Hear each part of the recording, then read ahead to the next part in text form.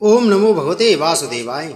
नमस्कार दोस्तों, आज मैं आपको श्रीमद् भागवत महापुराण की कथा सुना रहा हूँ। आप सभी भक्तजन इस कथा को श्रद्धा पूर्वक मन लगाकर सुने। भगवान श्री कृष्ण आप सभी की मनोकामना पूर्ण करेंगे और आप सभी के कष्टों को हर लेंगे। दोस्तों, आज की कथा में हम श्रवण करेंगे कामनाओं के अनुसार विभिन्न देवताओं की उपासना तथा श्रीमद् भक्ति के प्रदान का निरूपण, राजा का सृष्टि विषय प्रश्न और सुखदेव जी का कथा आरंभ करना।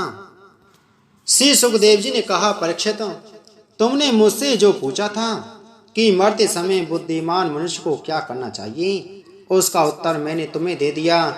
जो ब्रह्म तेज का इच्छुक हो वह बृहस्पति की, जिसे इंद्रियों की विशेष शक्ति की कामना हो वह इंद्र की, और जिसे संतान की लालसा हो वह प्रजापतियों की उपासना करें। जिसे लक्ष्मी चाहिए वह माया देवी की, जिसे तेज चाहिए वह अग्नि की, जिसे धन चाहिए वह वसुओं की, और जिस प्रभावशाली पुरुष को वीरता की चाह हो उसे रुद्रों की उपासना करनी चाहिए।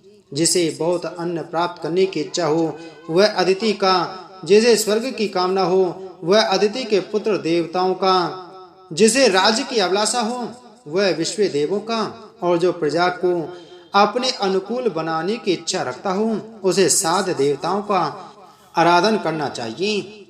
आयु की इच्छा से अश्विनी कुमारों का, पुष्टि की इच्छा से पृथ्वी का, और प्रतिष्ठा की चाह हो तो लोक माता पृथ्वी और दो आकाश का सेवन करना चाहिए। सौंदर्य की चाह से गंधर्वों की, पत्नी की प्राप्ति के लिए उर्वशी अप्सरा की, और सबका स्वामी बनने के लिए ब्रह्मा की आराधना करनी चाहिए। जिसे यश की इच्छा हो वह यज्ञ पुरुष की, जिसे खजाने की लालसा हो वह वरुण की, विद्या प्राप्त करने की आकांक्षा हो तो भगवान शंकर की, और पति पत्नी में परस्पर प्रेम बनाए रखने के लिए पार्वती जी की उपासना करनी चाहिए। धर्म उपार्जन करने के लिए विष्णु भगवान की, वंश परंपरा की रक्षा के लिए पितरों की, बाधाओं से बचने के लिए यक्षों की, और बलवान होने के लिए मरुदगणों की आराधना करनी चाहिए। राज के लिए मनवंतरों के अधिपति देवों को, अविचारक के लिए नियति को, भोगों के लिए चंद्रमा को, और निष्कामता प्राप्त करने के लिए परम पुरुष नारायण को भजना चाहिए।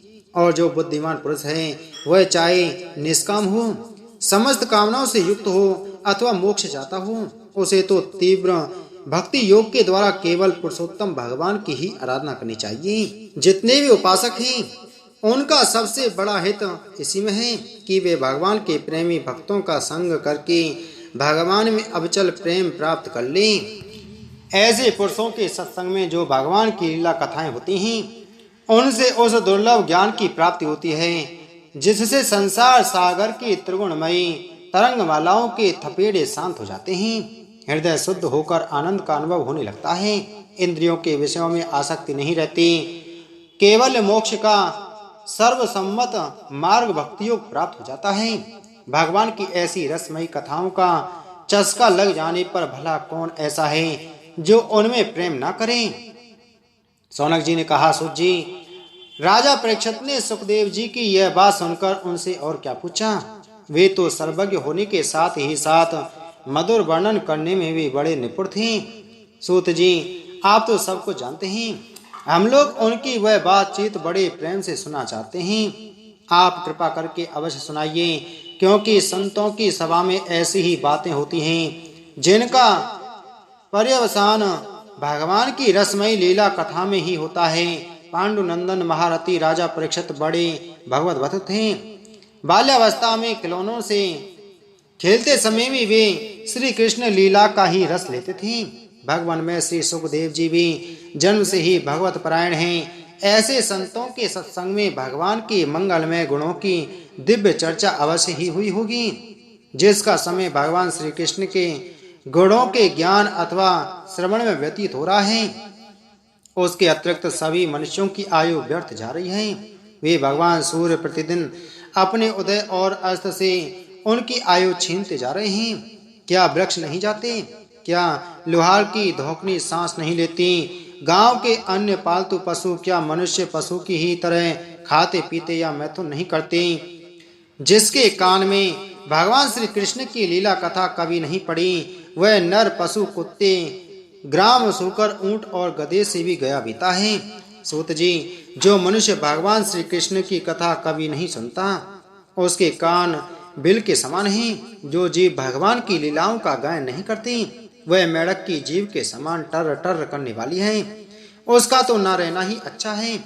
जो सिर कभी भगवान श्री कृष्ण के चरणों में झुकता नहीं, वह रेशमी वस्त्र से सुसज्जित होकर और मुकुट से युक्त होने पर भी बोझ मात्र ही है।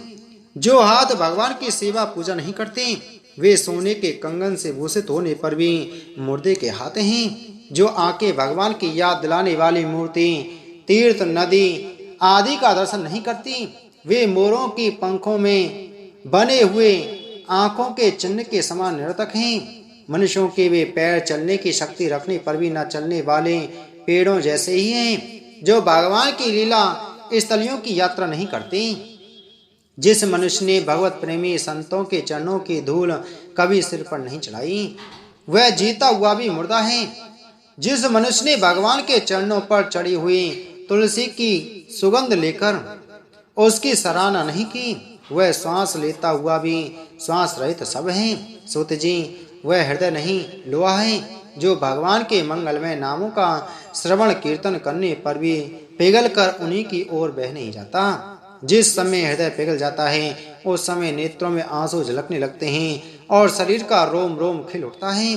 प्रिय सूत जी, आपकी वाणी हमारे हृदय को मधुरता से भर देती है। इसलिए भगवान के परम भक्त आत्मविद्या विशारद श्री सुखदेव जी ने परीक्षित के सुंदर प्रश्न करने पर जो कुछ कहा, वह संवाद आप कृपा करके हम लोगों को सुनाइए। सूत जी कहते हैं, सुखदेव जी के वचन भगवत तत्व का निश्चय कराने वाले थे। उत्तरानंदन राजा परीक्षित ने उन्हें सुनकर अपनी शुद्ध बुद्धि भगवान श्री कृष्ण के चरणों में अनन्य भाव से समर्पित कर दी। शरीर, पत्नी, पुत्र, महल, पशु, धन, भाई बंधु और निष्कंटक राज्य में नित्य के अभ्यास के कारण उनकी दृढ़ ममता हो गई थी। एक क्षण में ही उन्होंने उस ममता का त्याग कर दिया। सौनक आदि ऋषियों, महामनस्वी परीक्षित ने अपनी मृत्यु का निश्चय समय जान लिया था। इसलिए उन्होंने धर्म, अर्थ और काम से संबंध रखने वाले जितने भी कर्म थे, उनका संन्यास कर लिया। इसके बाद भगवान श्री कृष्ण में सुदृढ़ आत्मभाव को प्राप्त होकर बड़ी श्रद्धा से भगवान श्री कृष्ण की महिमा सुनने के लिए उन्होंने श्री सुखदेव जी से यही प्रश्न किया, जिसे आप लोग मुझसे पूछ रहे हैं।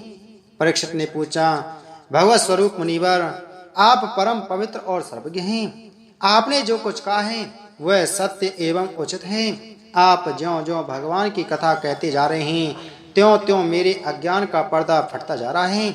मैं आपसे फिर भी यह जानना चाहता हूँ कि भगवान अपनी माया से इस संसार की सृष्टि कैसे करते हैं। इस संसार की रचना तो इतनी रहस्यमयी है कि ब्रह्मा आदि समर्थ लोकपाल भी इसके समझने में भूल कर बैठते हैं। भगवान कैसे इस विश्व की रक्षा और फिर संहार करते हैं। अनंत शक्ति परमात्मा किन किन शक्तियों का आश्रय लेकर अपने आप को ही खिलौने बनाकर खेलते हैं। वे बच्चों के बनाए हुए घरौंदों की तरह ब्रह्मांडों को कैसे बनाते हैं और किस किस प्रकार बात की बात में मिटा देते हैं। भगवान श्री हरि की लीलाएं बड़ी ही अद्भुत अचिंत्य हैं। इसमें संदेह नहीं कि बड़े बड़े विद्वानों के लिए भी उनकी लीला का रहस्य जानना अत्यंत कठिन प्रतीत होता है। भगवान तो अकेले ही हैं। वे बहुत से कर्म करने के लिए पुरुष रूप से प्रकृति के विभिन्न गुणों को एक साथ ही धारण करते हैं अथवा अनेकों अवतार ग्रहण करके उन्हें क्रमशः धारण करते हैं। मुनिवर, आप वेद और ब्रह्म तत्व दोनों के पूर्ण मर्मज्ञ हैं, इसलिए मेरे इस संदेह का निवारण कीजिए। सूत जी कहते हैं, जब राजा परीक्षित ने भगवान के गुणों का वर्णन करने के लिए उनसे इस प्रकार प्रार्थना की, तब से सुखदेव जी ने भगवान श्री कृष्ण का बार बार स्मरण करके अपना प्रवचन प्रारंभ किया। श्री सुखदेव जी ने कहा, उन पुरुषोत्तम भगवान के चरण कमलों में मेरे कोटि कोटि प्रणाम हैं, जो संसार की उत्पत्ति, स्थिति और प्रलय की लीला करने के लिए सत्व, रज तथा तमोगुण रूप तीन शक्तियों का स्वीकार करके ब्रह्मा, विष्णु और शंकर का रूप धारण करते हैं। जो समस्त चर अचर प्राणियों के हृदय में अंतर्यामी रूप से विराजमान हैं, जिनका स्वरूप और उसकी उपलब्धि का मार्ग बुद्धि के विषय नहीं है, जो स्वयं अनंत हैं तथा जिनकी महिमा भी अनंत है। हम पुनः बार बार उनके चरणों में नमस्कार करते हैं, जो सत्पुरुषों का दुख मिटाकर उन्हें अपने प्रेम का दान करते हैं, दुष्टों की सांसारिक बढ़ती रोककर उन्हें मुक्ति देते हैं तथा जो लोग परमहंस आश्रम में स्थित हैं उन्हें उनकी भी अभीष्ट वस्तु का दान करते हैं, क्योंकि चर अचर समस्त प्राणी उनकी ही मूर्ति हैं, इसलिए किसी से भी उनका पक्षपात नहीं है। जो बड़े ही भक्त वत्सल हैं और हठ पूर्वक भक्तिहीन साधन करने वाले लोग जिनकी छाया भी नहीं छू सकते, जिनके समान भी किसी का ऐश्वर्य नहीं है, फिर उससे अधिक तो हो ही कैसे सकता है। तथा ऐसे ऐश्वर्य से युक्त होकर जो निरंतर ब्रह्म स्वरूप अपने धाम में विहार करते रहते हैं, उन भगवान श्री कृष्ण को मैं बार बार नमस्कार करता हूँ, जिनका कीर्तन स्मरण दर्शन वंदन श्रवण और पूजन जीवों के पापों को तत्काल नष्ट कर देता है। उन पुण्य कीर्ति भगवान श्री कृष्ण को बार बार नमस्कार है। विवेकी पुरुष जिनके चरण कमलों की शरण लेकर अपने हृदय से इस लोक और परलोक की आसक्ति निकाल डालते हैं और बिना किसी परिश्रम के ही ब्रह्म पद को प्राप्त कर लेते हैं, उन मंगलमय कीर्ति वाले भगवान श्री कृष्ण को अनेक बार नमस्कार हैं। बड़े बड़े तपस्वी दानी यशस्वी मनस्वी सदाचारी और मंत्रवेत्ता जब तक अपनी साधनाओं को तथा अपने आप को उनके चरणों में समर्पित नहीं कर देते, तब तक उन्हें कल्याण की प्राप्ति नहीं होती। जिनके प्रति आत्मसमर्पण की ऐसी महिमा है, उन कल्याणमयी कीर्ति वाले भगवान को बार बार नमस्कार है। किरात ऊर्ण आंध्र पुलिंद पुलक पुलकस आभीर कंक यवन और खस आदि नीच जातियां तथा दूसरे पापी जिनके शरणागत भक्तों की शरण ग्रहण करने से ही पवित्र हो जाते हैं, उन सर्वशक्तिमान भगवान को बार बार नमस्कार है। वे ही भगवान ज्ञानियों की आत्मा हैं, भक्तों के स्वामी हैं, कर्म कांडियों के लिए वेद मूर्ति हैं, धार्मिकों के लिए धर्म मूर्ति हैं और तपस्वियों के लिए तप स्वरूप हैं। ब्रह्मा शंकर आदि बड़े बड़े देवता भी अपने शुद्ध हृदय से उनके स्वरूप का चिंतन करते और आश्चर्यचकित होकर देखते रहते हैं। वे मुझ पर अपने अनुग्रह की प्रसाद की वर्षा करें। जो समस्त संपत्तियों की स्वामिनी लक्ष्मी देवी के पति हैं, समस्त यज्ञों के भोक्ता एवं फलदाता हैं, प्रजा के रक्षक हैं, सबके अंतर्यामी और समस्त लोकों के पालन करता हैं तथा पृथ्वी देवी के स्वामी हैं, जिन्होंने यदुवंश में प्रकट होकर अंधक वृष्णि एवं यदुवंश के लोगों की रक्षा की है तथा जो उन लोगों के एकमात्र आश्रय रहे हैं। वे भक्त वत्सल संत जनों के सर्वस्व श्री कृष्ण मुझ पर प्रसन्न हों। विद्वान पुरुष जिनके चरण कमलों के चिंतन रूप समाधि से शुद्ध हुई बुद्धि के द्वारा आत्म तत्व का साक्षात्कार करते हैं तथा उनके दर्शन के अनंतर अपनी अपनी मति और रुचि के अनुसार जिनके स्वरूप का वर्णन करते रहते हैं, वे प्रेम और मुक्ति के लुटाने वाले भगवान श्री कृष्ण मुझ पर प्रसन्न हों।